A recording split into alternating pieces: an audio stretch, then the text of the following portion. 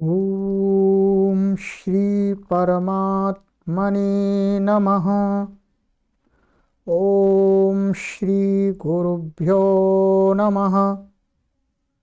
ओम श्री ऋषिभ्यो नमः। ओम सहना भवतु सहनौ भुनक्तु सह वीर्यं करवावहै तेजस्विनावधीतमस्तु मा विद्वेषावहै। ओम शांति शांति शांति।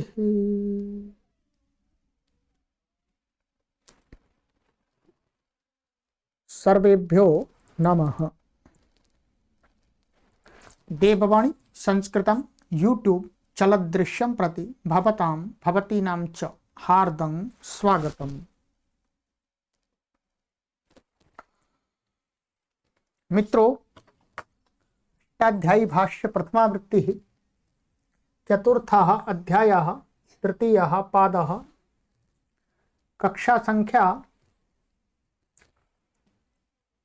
षष्टितमी 60वीं कक्षा को आज पढ़ेंगे। चलिएगा, पुस्तक ओपन कर लीजिएगा। गत कक्षा में मैंने आपको यहां तक पढ़ा दिया था, हलसीराठक 123वां सूत्र पढ़ लिया था। ठीक है, आगे का सूत्र है 124वां सूत्र।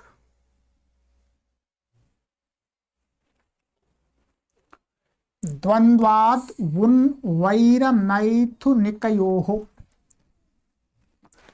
पदच्छेदाः द्वंद्वात् पंचमी व्यक्ति एकवचनान्तं वुन प्रथमा व्यक्ति एकवचनान्तं वैर मैथुनिकयोः सप्तमी व्यक्ति द्विवचनान्तं समासः वैर इत्यत्र इतरेतर योग द्वंद्वः। इतरेतर योग द्वंद्व समास है इसमें। तो इसमें करना है आपको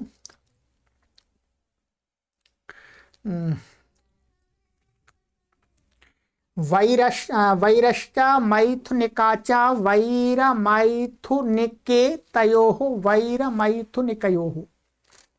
ये मैथुनिका ये स्त्रीलिंग शब्द है, इसलिए वैरश्च मैथुनिकाच। ठीक है, फिर समस्त पद बनाएंगे वैर मैथुनिके और तयोः वैर मैथुनिकयोः। ठीक है, इस प्रकार से कर लीजिए।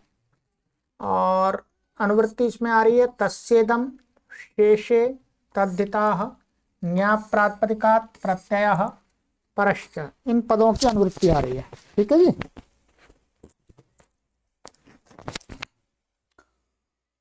और अर्थ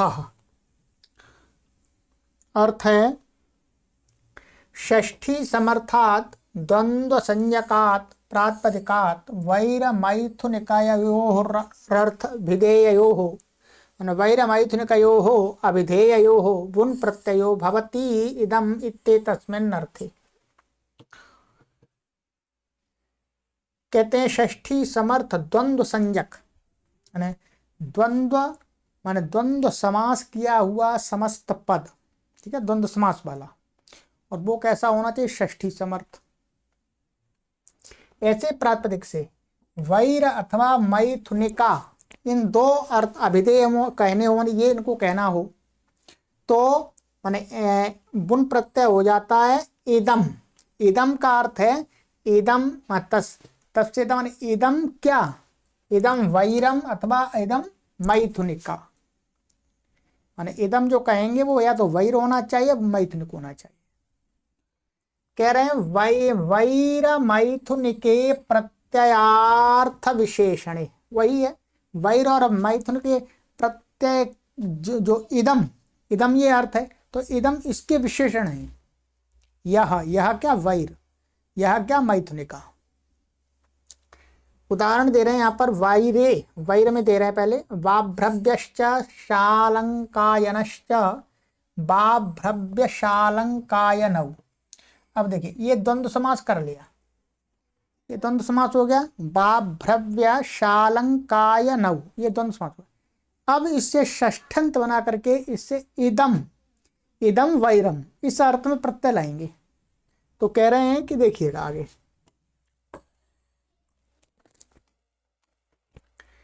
तयोर इदम वैरम, तयोह माने इन दोनों का, ऐसा भी कह सकते हैं वाभ्रव्य शालंकायनयोः इदम वैरम। वो इदम वैरम को क्या कहेंगे फिर, वाभ्रव्य शालंकायनिका, ये वैर को कह रहा है। अब इस शब्द से ज्ञात हो जाएगा ये वाभ्रव्य शालंकायनिका का अर्थ है वाभ्रव्य और शालंकायन लोगों का आपस का वैर।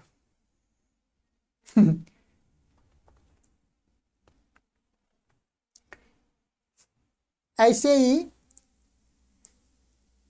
काकोलूकिका माने काकश्च उलूकश्च काकोलूकौ माने कौआ और उल्लू, तयोः इदं वैरम काकोलूकिका।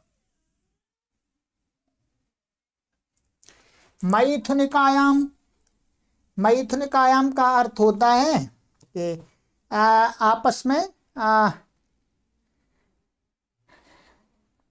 शारीरिक संबंध, ठीक है।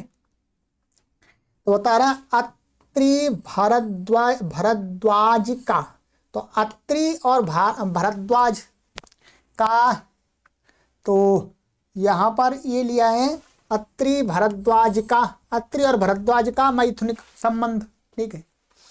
और अभी एक मिनट उस पर ऐसे कुत्स कुशिका ये है, ठीक है। अब यहां पर सबसे पहले एक ये बात देखनी है कि ये सभी स्त्रीलिंग शब्द हैं। ये वैर को कहा जा रहा, परंतु वैरम तो नपुंसकलिंग है या पुल्लिंग मान लीजिएगा, यहाँ तो नपुंसकलिंग दिया है। तो ये स्त्रीलिंग कैसे बन गया, तो कहते हैं ये जो शब्द हैं वैर और मैथुनिका को कहने के लिए ये स्वभावतः स्त्रीलिंग शब्द है।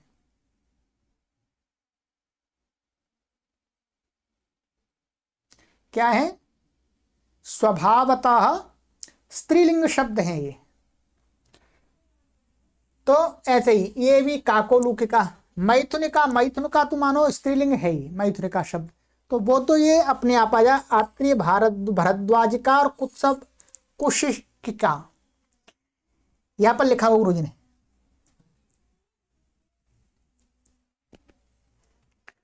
ये लिखा हुआ है बाभ्रव्य शालंकायनिका आदि शब्द स्वभाव से ही स्त्रीलिंग में होते हैं। अतः टाप अजात तष्टाप बुन प्रत्यय, ये पहले बुन प्रत्यय लाएंगे फिर अजात तष्टाप से टाप आ जाएगा, और फिर टाप के परे रहते हैं प्रत्यस्थात का पूर्वस्याद इदाप्त सुपह, इससे इकार आदेश हो जाता है।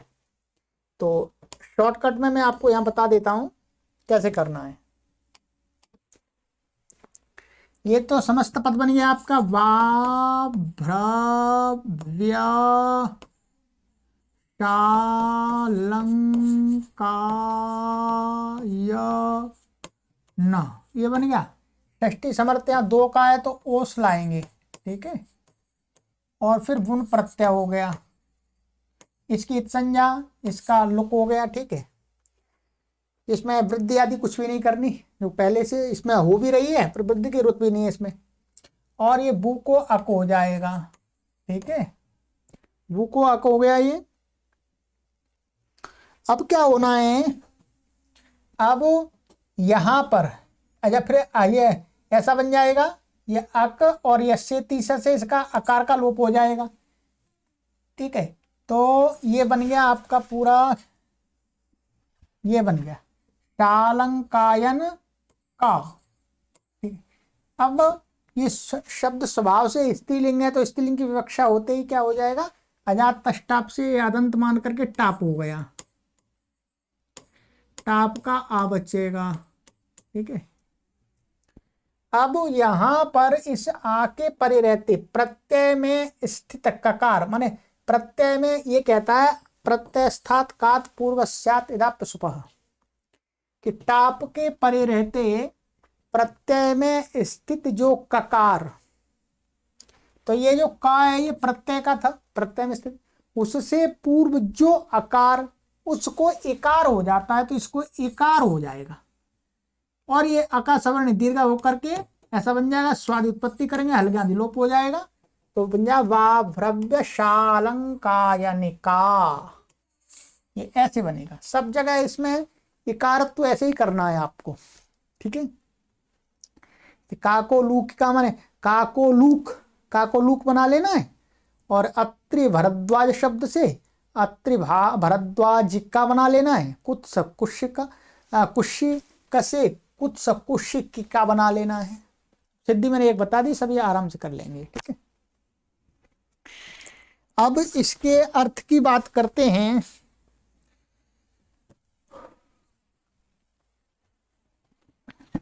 तो इसका अर्थ मैं और बता देता हूं, क्या सही अर्थ होगा इसका सटीक। ठीक है। ओके, यहां पर तो इस पुस्तक में तो दिया नहीं है,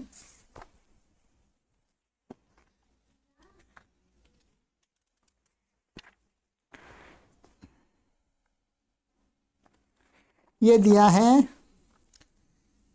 ये तो ठीक है। वाभ्रव्य शालंकायन का वैर, ऐसे कौए और उल्लू का बैर होता है।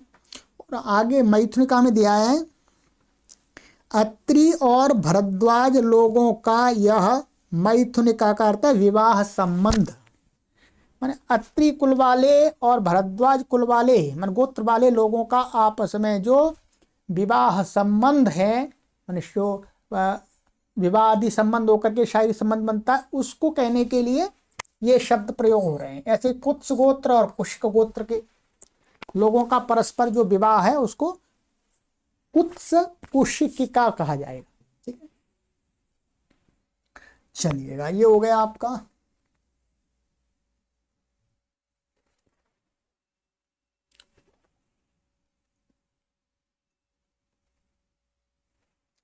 गोत्र चरणाद वुई, गोत्र चरणात् पंचमी व्यक्ति एक वचनांतम, वुई प्रथमा व्यक्ति एक वचनांतम। समासः गोत्र इत्यत्र समाहारो द्वंद्वः, समाहारतम समास है। गोत्रम च चरणम च गोत्र चरणम तस्मात् गोत्र चरणात् विग्रह, ऐसा हो जाएगा। ठीक है। अनुवृत्ति इसमें आ रही है तस्येदम शेषे तद्धिताः ज्ञात प्रातिपदिकात् प्रत्ययः परश्च, इतने पदों की अनुवृत्ति आ रही है। चलिएगा आगे चलते हैं। अर्थः षष्ठी समर्थेभ्यो गोत्रवाचिभ्यश्चरणवाचिभ्यश्च प्रातिपदिकेभ्य इदमित्येतस्मिन्नर्थे वही प्रत्ययो भवति। षष्ठी समर्थ गोत्रवाची, ठीक है, षष्ठी समय गोत्रवाची शब्द होने चाहिए, गोत्रवाची माने गोत्र प्रत्यंत शब्द, और चरणवाची, चरणवाची अभी देख लेंगे। इन प्रातिपदिकों से एकदम इस अर्थ को कहने के लिए वही प्रत्यय हो जाता है। ठीक है। अब यहां पर उदाहरण देख करके फिर नीचे गुरुजी ने विशेष लिखा है, उसको पढ़ूंगा फिर सिद्धि करा दूंगा। गोत्र से बता रहे हैं ग्लौचुकायनकम, औपगवकम, चरणवाची चरणवाचियों से काठकम, कालापकम, मऊदकम, पैपलादकम। ठीक है, ये उदाहरण दिए। अब यहां पर गुरुजी की जो हिंदी है उसको देख लेते हैं पहले।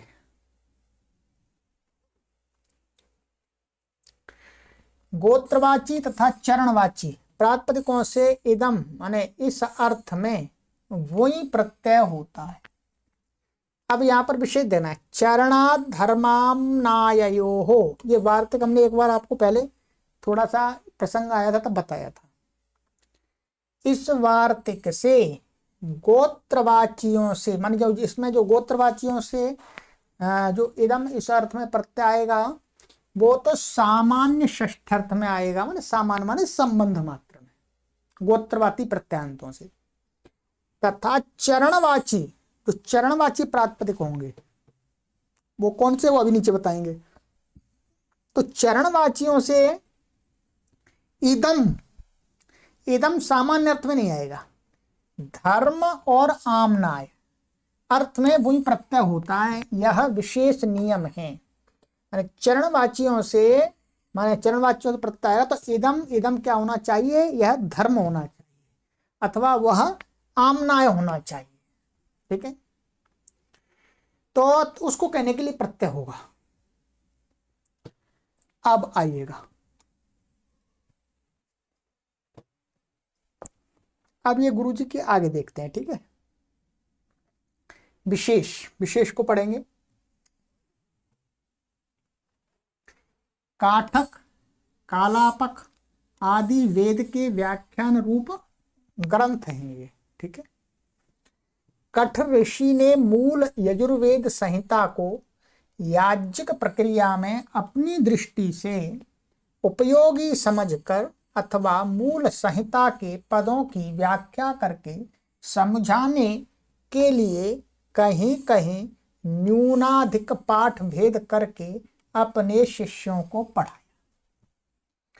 यहाँ पर गुरुजी कह रहे हैं कि कठ ऋषि हैं, कला और कलाप ऋषि आदि हैं, इन्होंने क्या है, ये हमारे कठ ऋषि की बात कर रहे हैं पहले, कि जो इन्होंने कठ ऋषि ने क्या किया, यजुर्वेद, यजुर्वेद के मंत्रों का उन्होंने अध्ययन किया और उन्होंने से जो याज्ञिक माने यज्ञ प्रक्रिया से अधिक संबंध रखते हैं यजुर्वेद के, तो उन्होंने क्या किया, सभी मंत्रों का नहीं, कुछ मंत्रों का कम करके कुछ पदच्छा उनका पदार्थ विशेष व्याख्यान बनाया और वो अपने शिष्यों को पढ़ाया, क्योंकि कठ ऋषि यज्ञ से संबंधित कुछ विशेष बातों के जाता थे, बताते हैं। तो न्यूनाधिक, न्यूनाधिक का मतलब पूरे सभी यजुर्वेद के मंत्रों का उन्होंने व्याख्यान नहीं किया अपने शिष्यों। वहां प्रवचन काठक नाम से प्रसिद्ध होकर काठक संहिता कहलाई, माने वही प्रवचन जो उन्होंने अपने शिष्यों को पढ़ाया, वही जो यजुर्वेद के कुछ मंत्रों का जो प्रवचन है, अधिकतर मंत्रों का, वो प्रवचन क्या कहलाया, काठक, काठक, वो काठक संहिता उसको बोलते हैं, ठीक है। जो कि एक प्रकार से तैत्रीय शाखा की अवांतर शाखा है, मतलब तैत्रीय शाखा की एक ही भेद है, ठीक है। यह बात कालापक, कालापकम मैत्रायणी संहिता है, कालापकम मैत्रायणी संहिता को बोलते हैं। पैप्पलादकम अथर्ववेद की अवांतर शाखा है, आदि में भी समझनी चाहिए इसी प्रकार से, ठीक है। यहां यह और समझ लेना चाहिए कि महाभाष्यकार महामुनि पतंजलि ने वेद के विषय में 1131 शाखाएं गिनाई। तो महर्षि पतंजलि हैं जो व्याकरण के महान ज्ञाता, उन्होंने अपने महाभाष्य ग्रंथ में जो वेद की 1131 शाखाओं का उल्लेख किया है। इनमें ऋक, यजुः, साम, अथर्व, ये 4 मूल वेद भी सम्मिलित हैं, ये 4 वेद भी हैं, ठीक है। शेष 1127 इन चारों की शाखाएं हैं, माने 4 वेद इसमें से कम कर देंगे तो 1127 शाखाएं हैं। शाखा का विषय बहुत गंभीर तथा विवेचनीय है। ये तो बहुत शॉर्टकट में लिखा है, इससे कुछ अधिक समझ में नहीं आएगा जी, कि गुरु जी लिख रहे हैं शाखा से संबंधित जो विषय है वो बहुत गंभीर और विवेचनीय, बहुत गहरा है ये, इसको बहुत कम लोग यथार्थ रूप में समझते हैं, ये गुरु जी ने लिखा है, ठीक है। यहाँ पर एक टिप्पणी और लिखी है, इस विशेष में, कि शाखा के विषय में विशेष जानकारी के लिए हमारी बनाई यजुर्वेद भाष्य विवरण भूमिका पृष्ठ 36 से 42 तक रामलाल कपूर ट्रस्ट द्वारा प्रकाशित में तथा वैदिक वाङ्मय के उद्भट्ट विद्वान श्री पंडित भगवत दत्त जी कृत वैदिक वाङ्मय का इतिहास प्रथम भाग में देखें। ये दो पुस्तकों का इन्होंने रेफरेंस दिया है कि ये पढ़नी चाहिए, बहुत अच्छी पुस्तकें हैं, या ये रामलाल कपूर ट्रस्ट से प्रकाशित होते हैं। ठीक है, आप इन पुस्तकों को चाहे तो मंगा सकते हैं देववाणीसंस्कृतम.com से। इनमें आपको विस्तार से जानकारी मिलेगी। ठीक है, अधिक जानकारी चाहते हैं तो, बाकी तो इतना है। अब ये जो यहाँ पर महर्षि पतंजलि जी ने 1131 शाखा गिनाई है और 1131 4 वेद कम कर 1127, उसमें थोड़ी सी शाखाएं मिलती हैं बस, बाकी सभी शाखाएं लुप्त हो गई हैं, बस समझ लीजिएगा। सभी शाखाओं को विदेशी आक्रांताओं ने नष्ट कर दिया। ठीक है, ठीक है, कुछ बची हुई हैं, पर महर्षि पतंजलि के समय में 1127 शाखाएं थीं वेदों की। ठीक है, अब इस पर आ जाते हैं।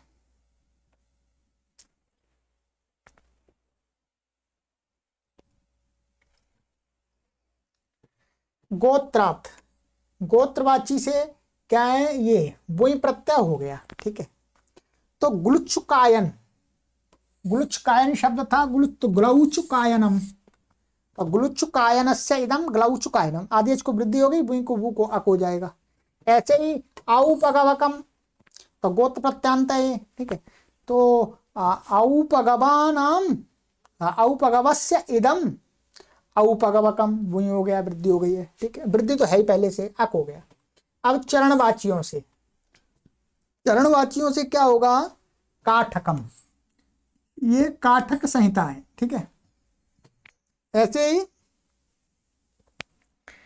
कालापकम, मऊदकम और पैप्पलादकम, ये जो दिए हैं यहाँ पर, इनको धर्म और आमनाय अर्थ में ही इनका प्रयोग होगा।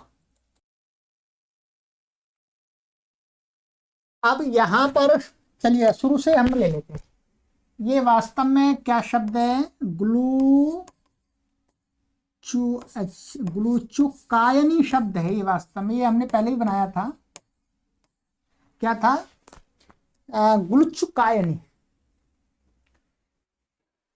तो ग्लुचुकायनी ये जो ये गोत्र प्रत्यंत शब्द था, प्रत्यय अर्थ में प्रत्यय लाए थे। ठीक है, इसमें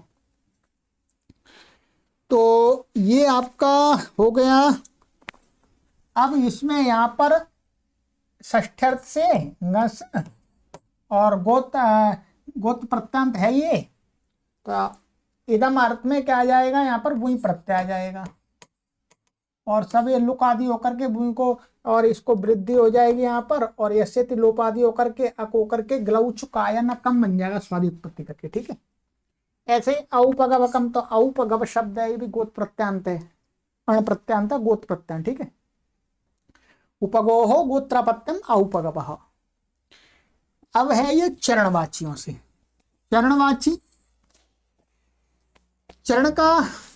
चरणवाची जो शब्द है, इसमें हमें क्या करना था, ये पीछे भी आई थी बात कि ये इस प्रकार से करना हुआ, काठेन प्रोक्तम,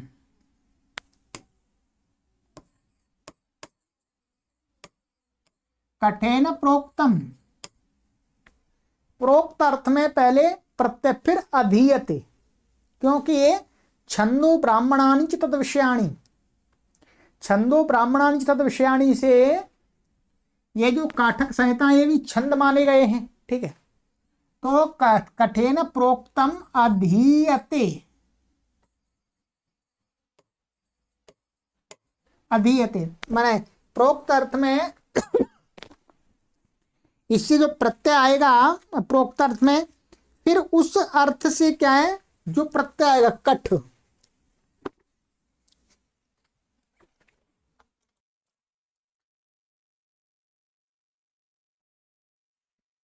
यहां पर कठिन प्रोक्तम, इस अर्थ में क्या हुआ था, यहां ये प्रत्यय आया था का ये इसमें हमने पढ़ा था कलापि वैशंपायनान्ते वासिभ्यश्च, ठीक है।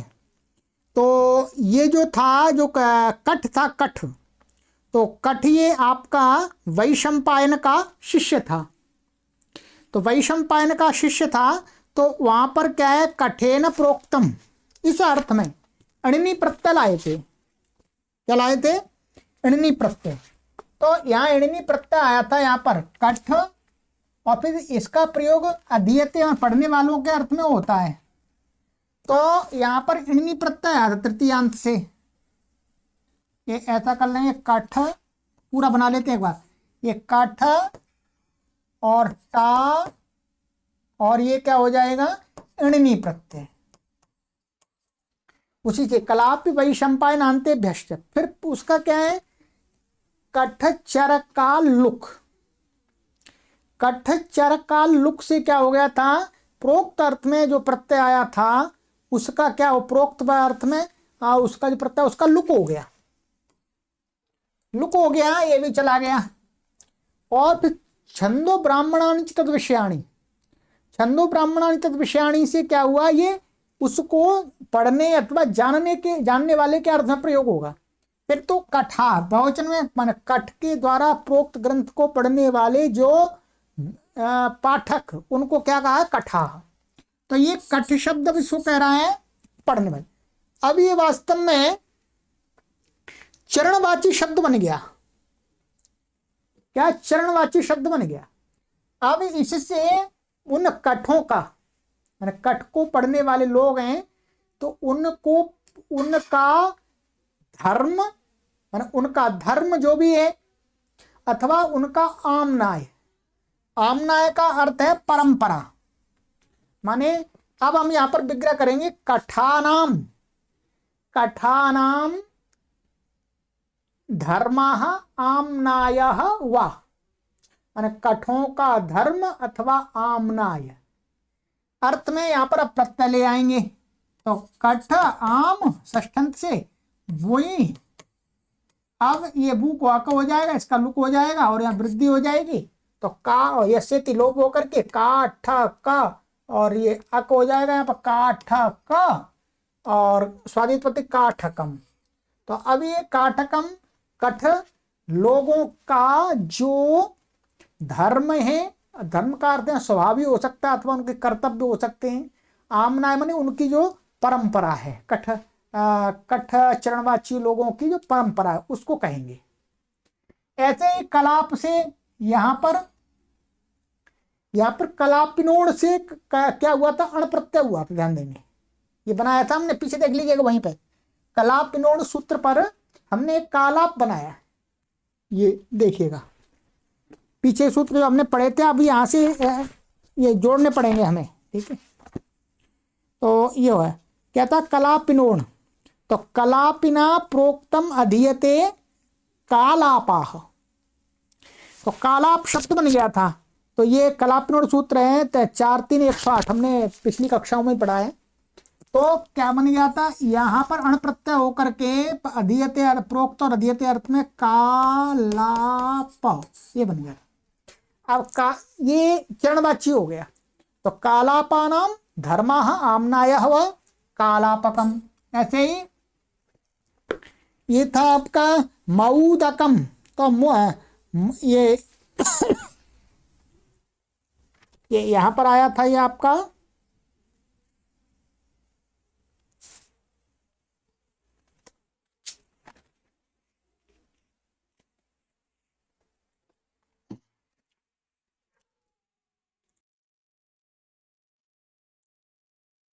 और ये मऊद हैं। तो यहाँ पर मुद कोई आचार होंगे, तो मुदेन प्रोक्तम अधीयते मऊदाह, और मऊदा नाम एदम अयम धर्मः आमनायः व मऊदकम। और पैप्पलादकम, तो पिप्पलाद हैं, तो पिप्पलादेन प्रोक्तम अधीयते पिप्पलादाह, और पिप्पलादा नाम इदम पैप्पलादकम। तो यहाँ पर ये भूयो वृद्धि आदि हो जाएगी, ठीक है। अब आपको ये तो समझ में आ गया।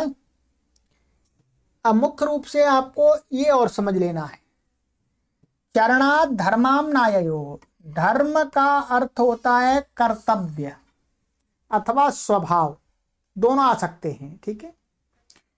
और आमनाय का अर्थ होता है परंपरा अथवा परंपरा से प्राप्त ग्रंथ,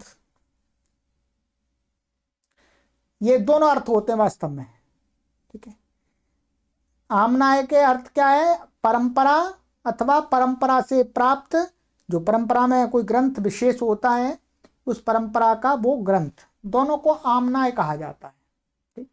तो मैंने धर्म अर्थ का भी अर्थ विषय आपको बता दिया और आमनाय का अर्थ भी बता दिया, ठीक है। चलिएगा, ये हो गया आपका। अब है हमारा संघांक लक्षणेष्वयञामण, उच्चारण में थोड़ी कठिनाई हो सकती है। संघांक लक्षणेषु सप्तमी व्यक्ति बहुवचनांतम, आई यम षष्ठी व्यक्ति बहुवचनांतम, अण प्रथमा व्यक्ति एकवचनांतम, समासः उभयत्र इतरेतर योग द्वंद्वः, दोनों जगह इतरेतर योग द्वंद्व समास है। तो मैं समास करके बता दूं, यहाँ पर लिखा हुआ संघश्च अंकश्च लक्षणम च संघांक लक्षणानि तेषु संघांक लक्षणेषु, ये विग्रह हो गया। और ऐसे ही यहाँ पर कर लेना है आपको, ऐंचा यंचा इयचा आई यह और तेषाम आई यह याम, तो ऐसे कर लीजिएगा। ये तीन प्रत्यय आई और यई और इय। अनुवृत्ति इसमें आ रही है गोत्रा तस्येदम शेषे तद्यता ज्ञा प्रातिपदिकात् प्रत्यय परश्चैन की अनुवृत्ति आ रही है, ठीक है। चलिएगा, अर्थः संघ अंक लक्षण इत्येतेषु विधेयेषु षष्ठी समर्थाद् अयन्तात् ययन्ताद् इयन्ताच्च गोत्र प्रत्ययान्तात् प्रातिपदिकात् एदम् इत्येतस्मिन् अर्थे अण प्रत्ययो भवति, यथा संख्यम अत्र न भवति, ठीक है।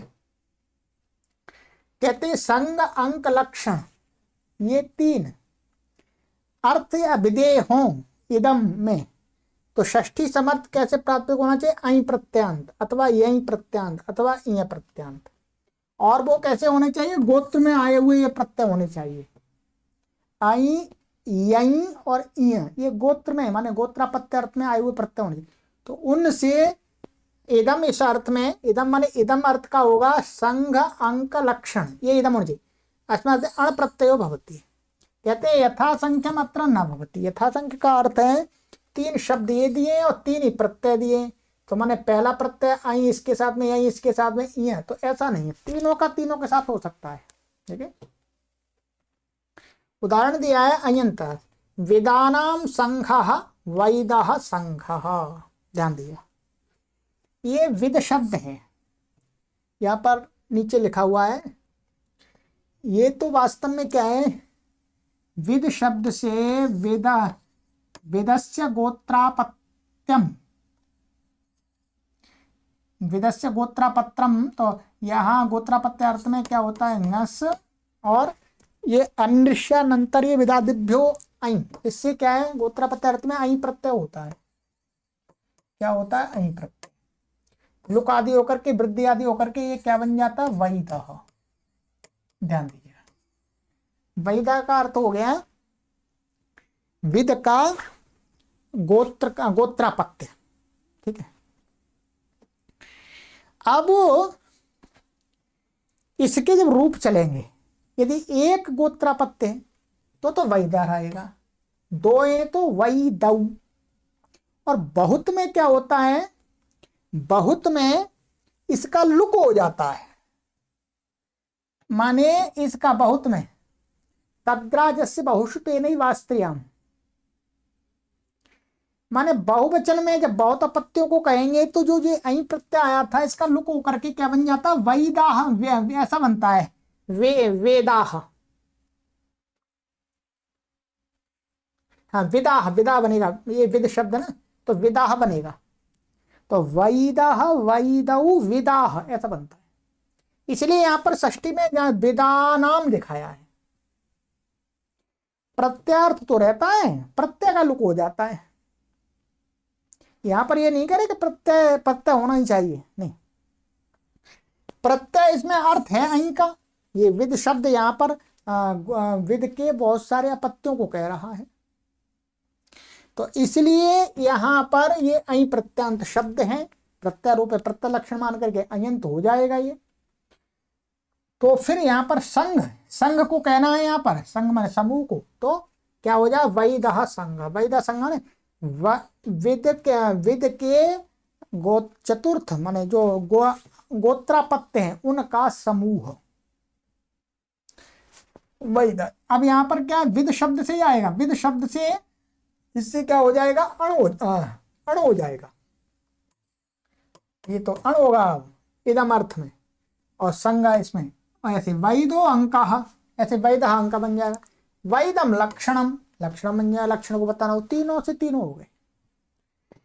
अब देखिएगा, ययंतात गार्गः संघः गार्गो अंकः गार्गम लक्षणम, तो यहां पर क्या है, गार्ग्य शब्द है वास्तव में, क्या है, गार्ग्य,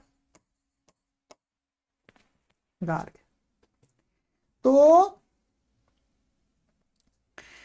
तो यहां पर क्या है, यहां पर भी गार्ग्यः गार्ग्यौ गर्गाः ऐसा बनता है, तो गर्गाणाम संघः गार्गः। एक मिनट,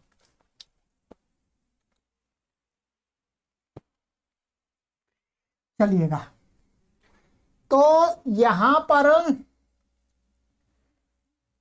गार्ग्य शब्द है, परंतु इसका भी रूप कैसे चलता है, गार्ग्यः गार्ग्यौ गर्गाः, बहुवचन में यहां पर भी लुक होता है, यहां पर लुक होता है यञोश्च, ये आपका सूत्र संख्या है यञोश्च 2464,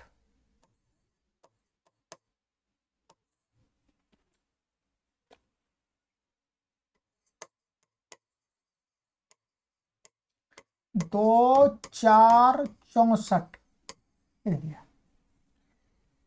यहां पर क्या है, इस सूत्र से जब बहुवचन में लाएंगे तो यह जो गार्ग्य गर्गाभ्य यहीं से यहीं आता है, उसका लुक हो जाता है, गर्गा बनता है, तो इसलिए यहां पर गर्गाणाम संघः ऐसा करेंगे। यहां पर भी मैंने बताया था आपको, इसी सूत्र से लुक होगा बहुवचन में। मैं आपको दूसरा सूत्र बोला था कि तद्रा जैसे बहुषु तेन वास्त्रियम, नहीं, इसकी तद्रा संज्ञा नहीं वास्तव में, तो इससे लुक होगा बहुवचन में यही उष्ट से।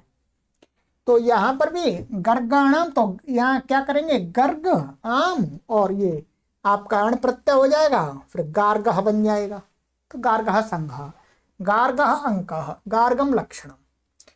और ये है आपका यंत, तो ये वास्तव में क्या है, दाक्षी शब्द है, या प्रत्यार्थ प्रत्यय विषय में हमने प्रकरण में बताया था, क्या है, दाक्षी, दक्षस्य गोत्रापत्रम दाक्षी, तो दाक्षी माने अत इय से इय प्रत्यय हुआ है दक्ष से, तो दाक्षी, तो यहां पर अत इय प्रत्यय, इसका लुक नहीं है, तो यहां पर तो दाक्षी आम ऐसा हो जाए, दाक्षी आम, और ये अहीं प्रत्यय हो जाएगा आपका, ठीक है, लुक आदि होकर के, और ये यस्य तीस से एकार का लोप हो जाएगा, तो दाक्षः संघः दाक्षो अंकः दाक्षम लक्षणम, ठीक है, ये हो गया। यहां पर ये एक लिखा हुआ है गुरुजी ने कि ये गार्ग्य शब्द ययंत है, सो अण होकर य का लोप आपत्य से नाती से हो जाएगा, यहां पर नहीं होगा, क्योंकि यहां पर हम जो प्रत्यय लाएंगे वो बहुवचनांत से ही लाना पड़ेगा, बहुवचनांत से प्रत्यय लाना पड़ेगा संघ को कहने के लिए। समूह तो बहुतों का होता है, एक का तो नहीं होता, ठीक है। ऐसे ही जो लक्षण है, अंक है, उनमें भी बहुवचन से ही प्रत्यय आता है, यही वास्तव में तो यहाँ तो यही प्रत्यय जो गार्ग्या में यही प्रत्यय का तो लुक उसी सूत्र से हो गया, किससे, यही योश्च से, इसलिए इसकी यहां पर आवश्यकता वास्तव में नहीं है। ठीक है, और दाक्षी यहां पर तो ये है ही, अण आ जाएगा, यस्य लोप हो जाएगा, दाक्षा बन जाएगा। अब आपको विशेष बात का ध्यान यहां पर हमें आकर्षित करना है कि यहां पर संघ, अंक, लक्षण, ये 3 शब्द दिए। संघ का अर्थ होता है समूह, ये तो पता है संघ, जैसे राष्ट्रीय स्वयंसेवक संघ, संघ माने जैसे बौद्धों के संघ हैं, ठीक है, समूह, अनेक लोगों का समूह। अंक, अंक का अर्थ होती है पहचान, अंक का अर्थ होता है अंकित होना, अंकित, और लक्षण का अर्थ भी पहचान होता है। तो अंक और लक्षण में हम भेद कैसे करेंगे, तो इसमें यहां पर मैं बताता हूं आपको कैसे इसमें हमारे आचार्यों ने विभाग किया है कि लक्षण और अंक में क्या विभाग करना चाहिए। अंक और लक्षण का भेद बताते हैं, जिसका परंपराया संबंध हो, क्या, जिसका परंपराया संबंध हो वह अंक कहलाता है। जैसे गाय, बैल आदि की पहचान के लिए तप्त मुद्रा से अंकित करने पर उसके स्वामित्व का पता चलता है। प्राचीन काल में अथवा वर्तमान में भी जहाँ क्या है, किसी व्यक्ति के बहुत सारे पशु होते थे या अभी भी होते हैं, तो उस पर क्या करते हैं, वो जो मालिक होता है, वो मालिक क्या करता है, अपना उस पर सभी पशुओं पर, गाय बैल जो भी होते हैं उन पर क्या है, कुछ एक चिन्ह का लोहे का बनवा लेता है पट्टा सा, और उसको गर्म करके ना उस पर पशुओं पर ऐसे ऐसे लगा देता है, अंकित कर देता है, जिससे उसके पशु खोए नहीं, कोई दूसरा ना ले जा सके। ठीक है, परंपरा का अर्थ हो गया, ऐसे उसकी 100 गाय हैं, अब 100 गाय हैं, उन्होंने 100 गायों ने बच्चे दिए तो उन पर भी लगा दिया, उनके आगे आगे बच्चे सब पर वही चिन्ह लग रहा है, तो उससे स्वामी का पता लग रहा है। प्राचीन काल का ये उदाहरण दिया है, तो उसको बोलते हैं। तो वैदों का अपना कुछ बनाया होगा उन्होंने, तो अपनी गायों पर मार देते होंगे, तो पता चल जाता भाई वैदों की गाय है, ये गर्गों की गाय है, ये दाक्षियों की गाय है, या घोड़े हाथी जो भी है। और लक्षण बताते हैं, जिसका साक्षात संबंध हो। ये तो परंपरा से हो गया ना, परंपरा से कैसे, उस ठप्पे से, ये गाय का अपना कोई लक्षण नहीं है, ये तो उसके स्वामी की पहचान का है। और जिसका साक्षात संबंध हो वो लक्षण कहलाता है। जैसे किसी व्यक्ति विशेष में किसी विद्या विशेष का होना या किसी गुण विशेष का होना, तो वो गुण या जो अपनी व्यक्तिगत पहचान होती है, परंपरा से प्राप्त नहीं होती है, तो वो व्यक्तिगत जो पहचान होती है उसको कहते हैं लक्षण। तो लक्षण और अंक में ये भेद कर लेना है।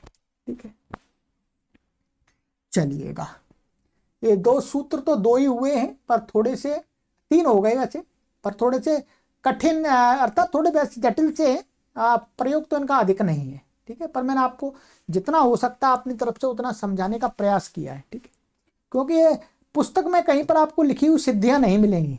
ठीक है, तो ये हो गया शकलात वाह, शकलात पंचमी व्यक्ति अभिद्रांतम वाव्यपदम अनुवृत्ति संघांक लक्षणेषु यः अण तस्येदम शेषे तदिता ज्ञाप्रातिपदिकात् प्रत्यय परस्य, इनकी अनुवृत्ति आ रही है।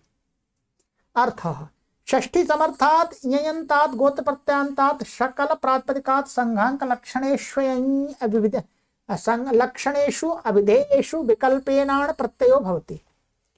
कहते हैं षष्ठी समर्थ यही प्रत्यय, यही गोत्र प्रत्यांत शकल शब्द, सकल शब्द कैसा होना चाहिए, गोत्र में यही प्रत्यय आया हुआ होना चाहिए।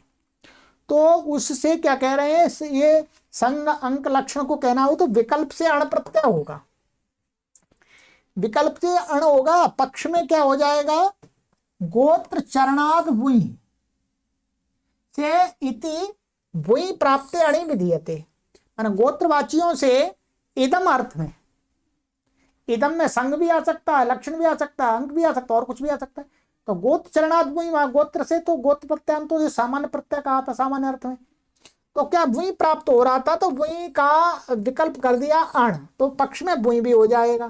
ठीक है, जैसे सकलस्य अपत्यम बहवः शकलाः। ठीक है,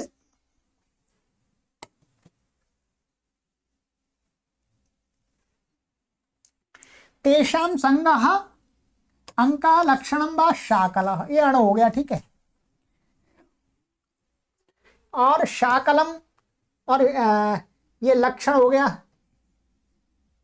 ये असंग और अंक तो पुल्लिंग है, इसलिए पुल्लिंग दिखा दिया एक, और लक्षणम को कहना है तो नपुंसकलिंग दिखा दिया। ठीक है, शाकलम। शाकलकः शाकलकम, शाकलकः संग, शाकलकः अंक, शाकलकम लक्षणम। तो ये हो गया आपका। ठीक है, यहां पर क्या है, ये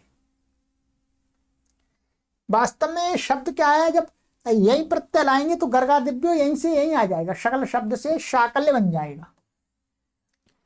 क्या बन जाएगा, शाकल्य, ध्यान देंगे। और यहां पर भी गुरुजी ने लिखा है कि आपत्य से चतुर्द्वितीय नाति का लोप हो गया, यका, यहाँ यका लोप होगा ही नहीं, क्योंकि यहाँ बहुवचन से तो प्रत्यय ला रहे हैं शकलाह, बहुवचन में प्रत्यय ला रहे हैं, इसलिए शकल से ही व्युत्पत्ति होगी, उसके यहीं के लुक करने की आवश्यकता नहीं है, वो यं योश्च से ही लुक होगा। क्या होगा, जो मैंने आपको सूत्र बताया था यं योश्च, ये वाला 2 4 64, उससे ही लुक हो जाएगा। तो यहां पर हम व्युत्पत्ति करेंगे तो ऐसा करेंगे, शकल और आम, ऐसा करेंगे वास्तव में आम, और संग अर्थ में अण प्रत्यय आ जाएगा, अथवा एक बार वही ये आ जाएगा, वही वही आ जाएगा। ठीक, इसका लुक हो जाएगा। तो यहाँ पर, और वस्तुतः ये शब्द कैसा है, यही प्रत्यांत तो ऐसा है शाकल्य, एक वचन में तो शाकल्य बनेगा ये। यहाँ पर कोई कहे शकल है यही प्रत्यंत नहीं है, तो वास्तव प्रत्यय लोप पे प्रत्यय लक्षण लगा करके ये ययंत ही बन जाता है। क्या, प्रत्यय लोप पे प्रत्यय लक्षण लगा करके ययंत ही बन जाता है, तो इसलिए ये ऐसा कर लेना।